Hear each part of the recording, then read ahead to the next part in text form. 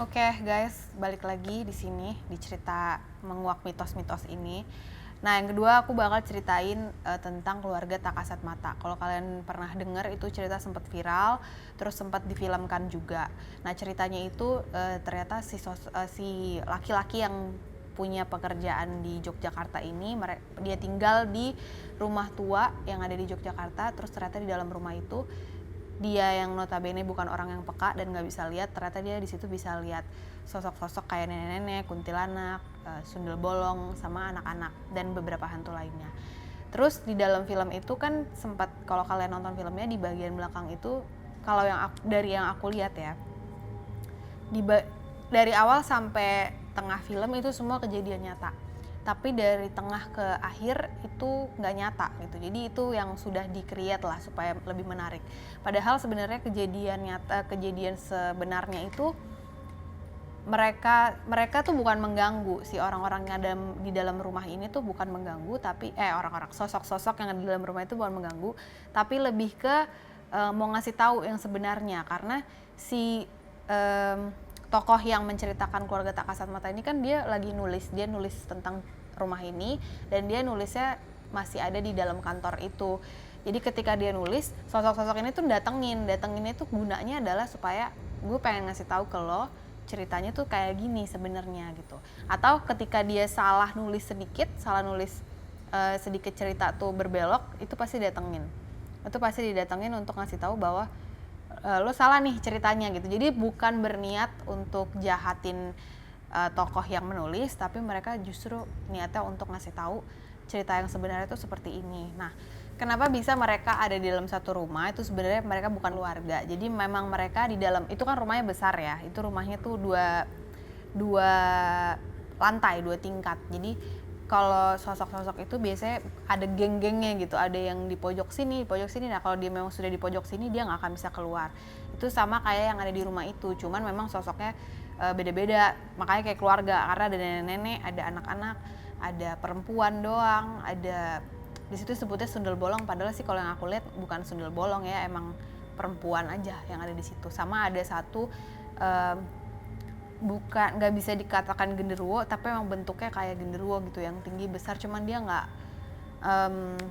berbulu sih, tapi bukan genderuwo ya, aku nggak tahu namanya apa, pokoknya sosoknya seperti itu, tapi dia bukan genderuwo. Nah sebenarnya jalan tali merahnya itu ada si sosok yang kayak si genderuwo ini gitu. Jadi sebenarnya mereka tidak mengganggu di rumah itu, mereka cuma pengen ngasih tahu ke tokoh yang menceritakan itu cerita aslinya begini, dan niatnya adalah sebenarnya minta bantuan. Mungkin ada sesuatu yang belum selesai di dalam rumah itu, nah dia mau minta bantuin nih ke tokoh ini. Makanya kalau direlatein kenapa juga bisa si tokoh ini nyeritain itu, ya pasti ada maksudnya kenapa dia akhirnya berniat untuk menceritakan rumah itu. Terus ketika dia nyeritain ternyata sosok-sosoknya datengin dia, ngasih tahu cerita yang sebenarnya, dan akhirnya si tokoh ini bisa ngebantuin apa yang terjadi di rumah itu. Begitu. Oke, seperti kayak kemarin, sekarang ada lagi yang mau datang, mau konsul. Mari kita panggil. Partner tercinta aku.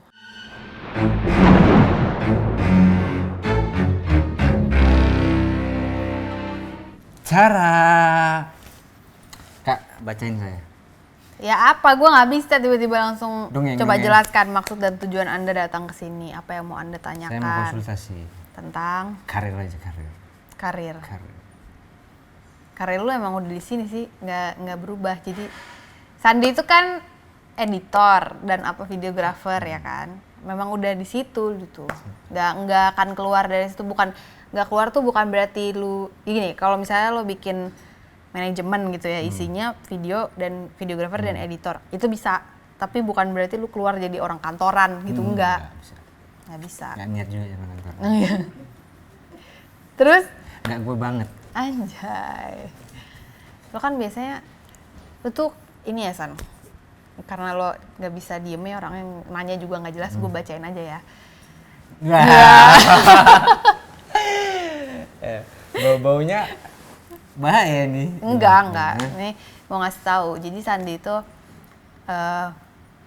kan orang tuh banyak bilang ya, orang yang bahagia itu sebenarnya dia sedih, ya kan. Kalau Sandi enggak, emang begini aja orangnya.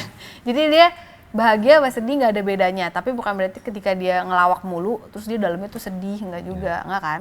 Bullshit itu sebenarnya. Orang-orang yang aku ketawa sebenarnya aku sedih. Apa ya, kalau ketawa kalau sedih dia sedih. Ya udah, nggak usah ditutup-tutupi. Iya sih, Jangan membohongi diri sendiri, saudara. Terus Sandi itu bisa membawa suasana. Jadi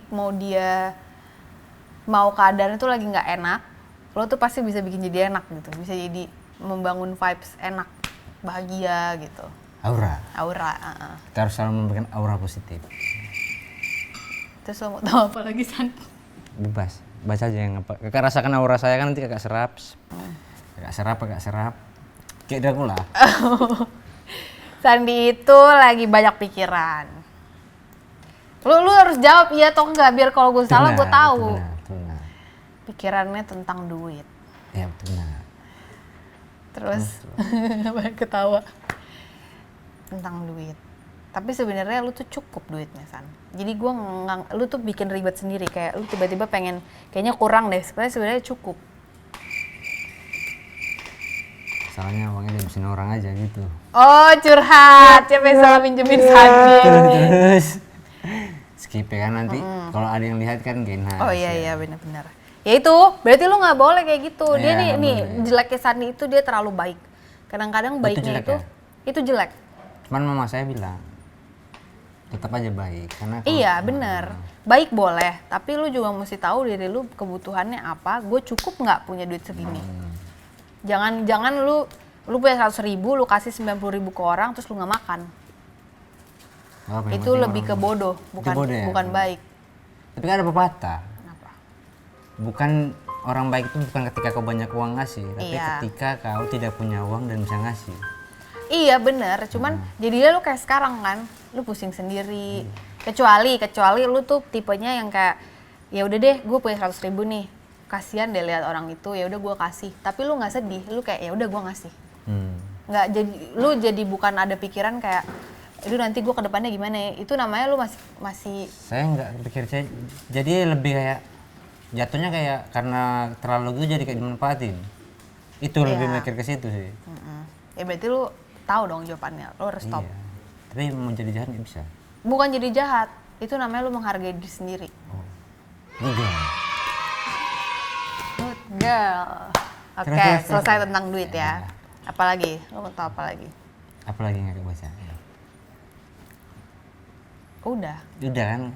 Kecuali lu nanya, kalau lu nanya gue bisa baca yang lain. Kalau tadi kan dirinya Sandi udah terbaca. Terus karir udah apa? Cinta. Jangan. Oh jangan, oke. Apa maunya? Biar ditebak aja berseru cinta.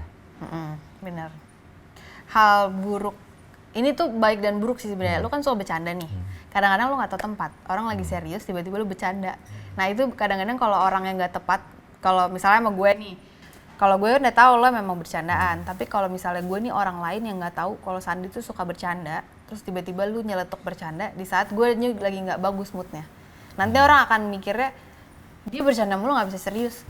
Padahal itu cuma satu waktu lo bercanda, bukannya lo nggak bisa serius. Nah mungkin itu lo mesti pintar-pintar ngeliat orang. Tapi sebenarnya Sandi itu peka juga kalau ngeliat orang. Kalau itu sebenarnya memang sengaja. Jadi kalau saya kenal sama orang itu sehari 2 hari dibercandain, kalau dia tersinggung, abis itu nggak bakal pernah saya bercandain lagi. Oh berarti itu cara ngetesnya? Iya, Oke. Ya berarti itu nggak perlu diubah. Tapi lo bermasalah nggak sih kalau misalnya nih 2 hari nih kan lo ngetes, terus ternyata orang itu nggak bisa dibercandain? Lu bermasalah nggak ketika dia bilang Sandi itu bercanda mulu? Nggak masalah. Pikiran orang biar jadi pikiran dia sendiri, nggak usah kita pusingin. Iya, benar sih. Bakal asik-asik aja. Bagus nih orang kayak gini. Wah. Bagus tuh. Itu yang harus dipertahankan.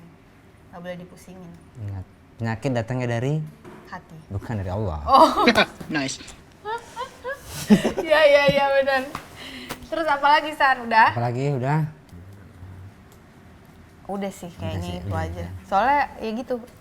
Dia tuh udah pinter maintain dirinya sendiri. Jadi nggak gampang tergoyah kanan kiri. Udah berdamai dengan diri sendiri. Itu penting itu, harus berdamai dengan diri sendiri. Oke, udah nggak ada lagi yang mau ditanya. Terima kasih. Dadah. Oh saya balik ya. Bye bye. Oh, saya balik ya. Oke, tadi kan udah konsultasi yang kedua sama Sandi. Nanti nextnya seperti biasa, sebelum ada konsultasi gue bakal ceritain cerita-cerita horor yang bisa fenomenal atau enggak. Pokoknya kalian tinggal komen aja di bawah kalian mau cerita apa yang gue lihat dari perspektif gue. Habis itu baru langsung masuk ke sesi konsul. Nah, kalau kalian mau konsul, kalian bisa langsung hubungin kontak yang ada di description box, bisa lewat WA, Zoom, sama ketemu